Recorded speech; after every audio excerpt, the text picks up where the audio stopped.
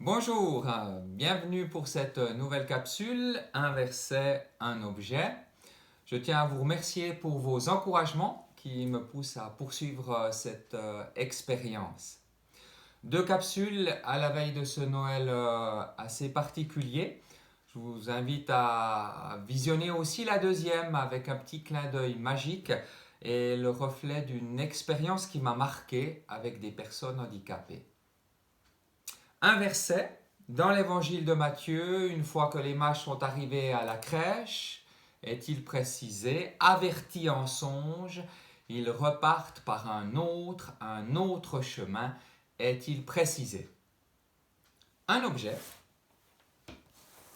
un livre de cuisine, et pas n'importe quel, il s'agit du livre de cuisine que j'avais reçu lorsque j'ai fait l'école ménagère il y a un certain nombre d'années.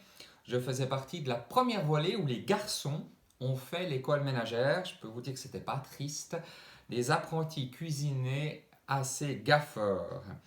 Une expérience qui est restée vraiment un très bon souvenir. Un livre de cuisine, lorsque, avec des jeunes, nous avons lu le récit de la naissance de Jésus, je leur ai demandé de choisir un objet qui exprime pour eux quelque chose de la naissance de Jésus. Et une jeune a choisi le livre de cuisine. Alors ça peut surprendre, pourquoi le livre de cuisine? Parce qu'on y trouve la recette de la bûche de Noël, mais pour elle, c'était pour une autre raison. La naissance de Jésus, a-t-elle dit, c'est comme un livre de cuisine, c'est maintenant à nous de faire quelque chose de ce que Dieu nous a donné. Je trouvais ça très beau. C'est maintenant à nous de faire quelque chose de ce que Dieu nous a donné.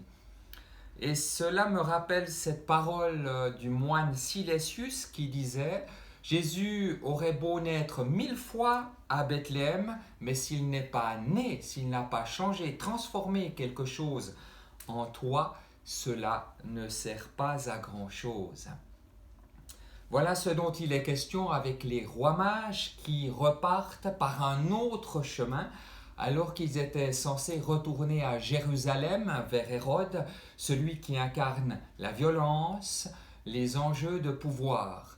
Mais ils repartent par un autre chemin parce qu'ils ont été transformés intérieurement par l'accueil du Christ. D'ailleurs, ils ne se sont pas attardés à la crèche, ils sont repartis vivre, partager de ce qu'ils ont reçu et qui a cheminé au fond d'eux-mêmes. La naissance de Jésus vient transformer quelque chose, réveiller quelque chose de neuf et de différent pour chacune et chacun, nous aider à avoir un nouveau regard sur notre vie, sur nos liens avec les autres et sur Dieu lui-même. Alors un verset, un objet, un livre de recettes, c'est maintenant à nous de vivre de ce que Dieu nous a donné. Et une parole que j'aimerais vous laisser à la veille de ces fêtes. Il y aura toujours des pierres sur ton chemin. Soit tu peux les utiliser pour construire un mur dans lequel tu t'enfermes, dans ta tristesse, dans tes soucis, dans tes peines, ou bien avec ces mêmes pierres, tu peux construire un pont pour rester en mouvement comme les rois mages, avec confiance et avec espérance. Joyeux Noël à chacune et chacun.